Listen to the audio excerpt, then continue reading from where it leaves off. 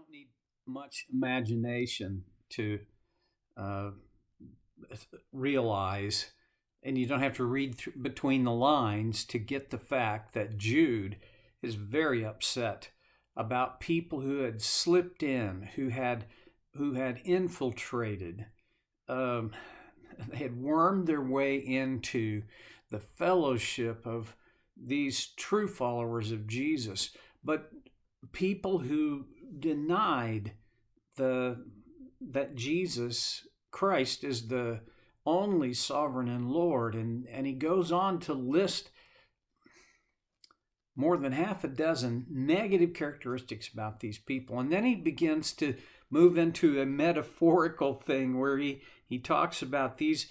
This is in verse 12. We talked about this last time. These people are blemishes at your love feasts, eating with you without the slightest qualm. Shepherds who feed only themselves. There's nothing positive about that metaphor. They are, well, the role of a shepherd is to make sure the sheep are cared for, and these shepherds seem to not care. And then he says they are clouds without rain, blown along by the wind. Well, clouds without rain, if you have ever lived in the desert, you know that clouds and rain are big deals.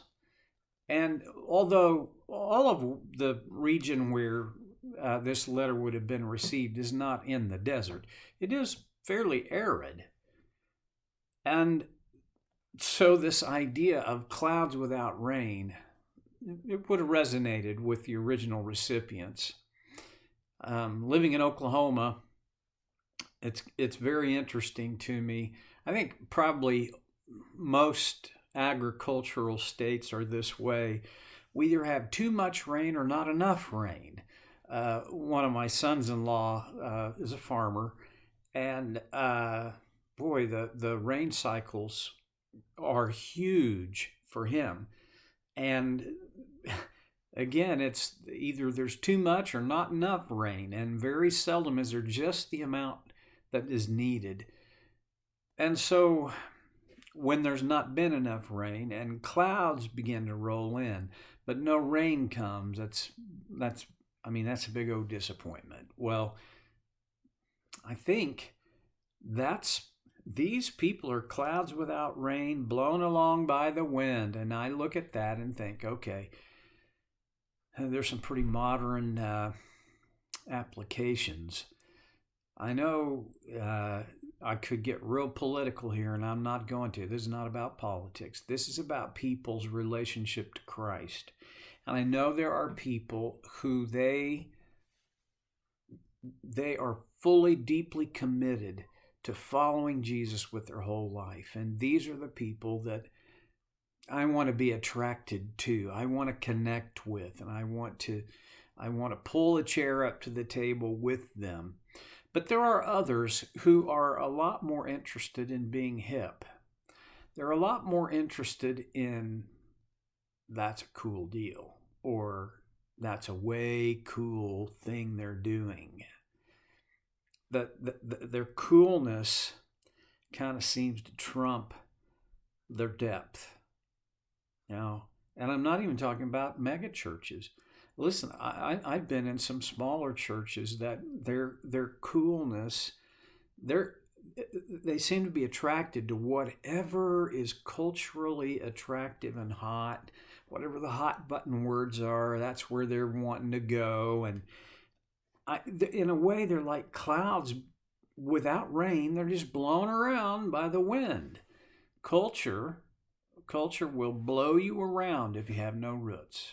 And I think that's what these people were doing. I mean, they were, well, first of all, clouds without rain, they present what they don't have substance for.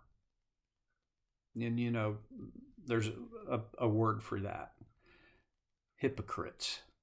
This is one of the greatest accusations against the church. I would go to church, but that church down there, it's just populated full of hypocrites. Well, yeah, it kind of is. And I can't deny it and I can't fix it. My dad used to say, if you're hiding behind the excuse that the church is full of hypocrites, then you're hiding behind hypocrites, and that's kind of not a great deal. Well, I don't know. Okay. Clouds without rain, blown along by the wind, autumn trees without fruit, and uprooted, twice dead. Okay. Most fruit trees produce their fruit in the autumn, especially in the part of the world where Jude lived and the people who received this letter first lived. And so in the fall, you expected a harvest from your fruit trees. But he says, no, they don't have any fruit. Not only do they not have any fruit, they've been uprooted, twice dead. You know what? Fruit trees that don't produce fruit and have been uprooted, there's really only a couple of options. One, and this, I'm not a horticulturist, so I don't know that this is even a possibility for when a tree is uprooted, but I suppose you could replant it. But from all of what Jude has said about these people, they're not interested in being replanted. So what's the other option? Well, I think the other option is you cut it up and use it for firewood. And then he goes on in verse 13. They are wild waves of the sea, foaming up their shame. Now, I love the ocean. I've got fair skin, and so I can't just sit out in the sun for hours and hours. But I love the sound of the waves. I love playing in the waves. But I rarely get to go to the ocean because we live in Oklahoma. And before that was in Iowa. We're a long ways from the ocean. But when I get to go, I love it. And I especially love oceans with waves. Okay, so when a wave comes in, it leaves foam. And that's the picture that Jude is drawing here. But the foam in this metaphor is the shame of these people who are wild waves of the sea. You gotta let's think about and unpack that a little bit. When my shame is foamed up,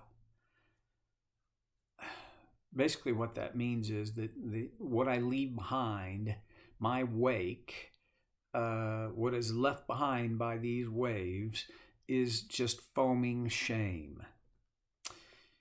I don't want my life to be characterized in that way, and I know you don't want yours to be characterized that way either. So people whose lives are characterized by shame, there's two ways to look at that. One is they look back at their life and they're ashamed of the many bad choices that they had made.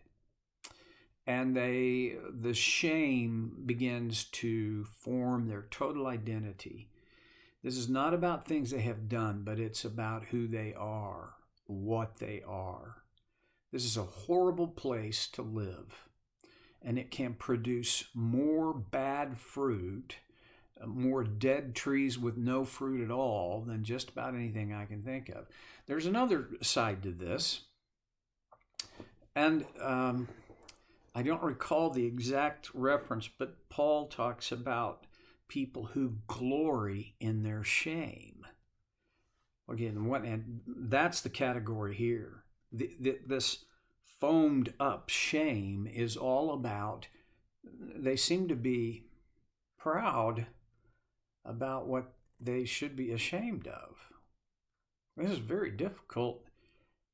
How do you say that to a person who is happy with, proud with their shame when they should be pretty more than pretty. They should be very dissatisfied, upset, sorry for, repentant of what produces the shame. We live in a culture that foams up shame. I don't watch the news on TV because I don't need another thing to make me irritated and depressed. I got enough of that in my life anyway.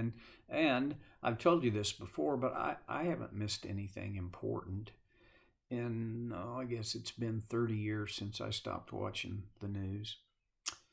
I'm weaning myself away from a full-on diet of social media because for the same reason. But they're in both the news and on social media. I just, it seems to me that what gets the headlines is this foaming shame, stuff that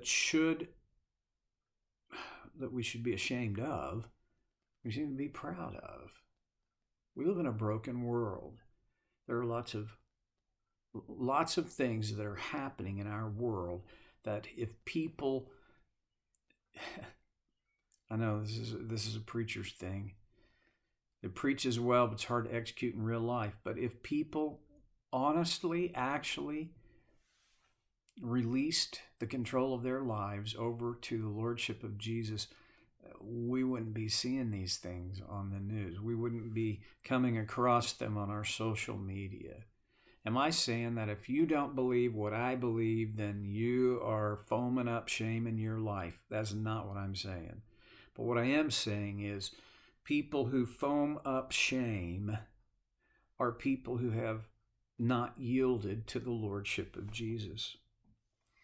Then he goes on and calls them wandering stars, for whom blackest darkness has been reserved forever. Now, a wandering star, I've never seen a wandering star. For me, when you see that star tonight, the tilt of the earth is going to change from time to time, but you'll basically see that star in its same location night after night after night. I mean, they're more or less fixed points.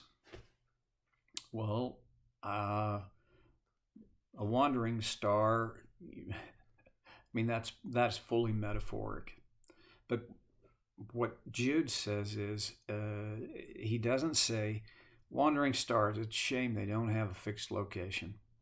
No, he says, here's the deal. They're wandering stars.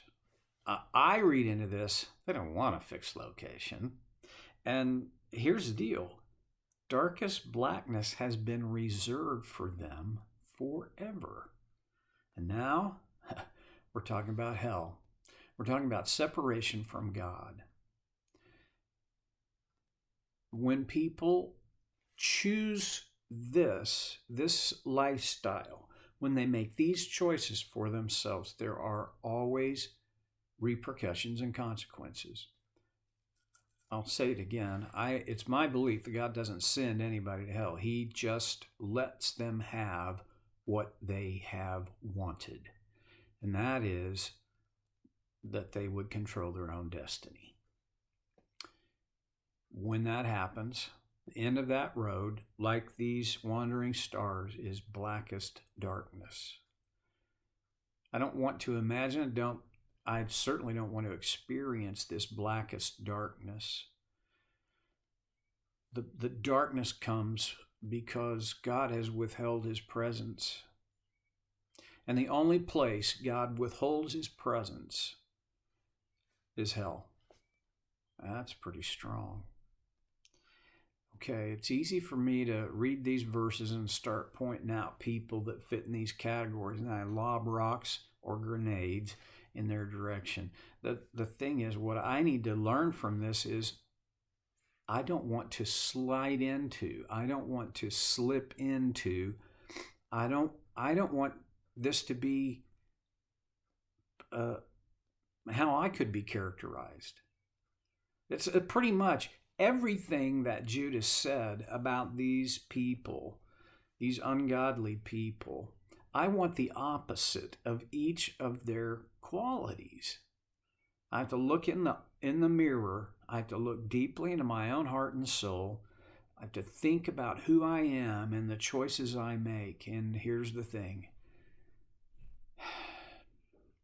I don't want any of this stuff. Now, you can go about that in two different ways. One is you try to weed out all these things, right? All these broken attitudes and behaviors. That is the motive for that is good. The problem is it doesn't work very well. Here's the other thing.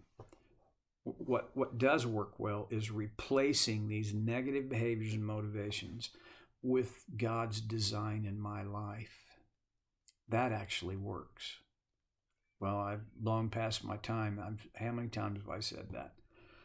We'll get together again next time on Soul Care with Stevie Boy.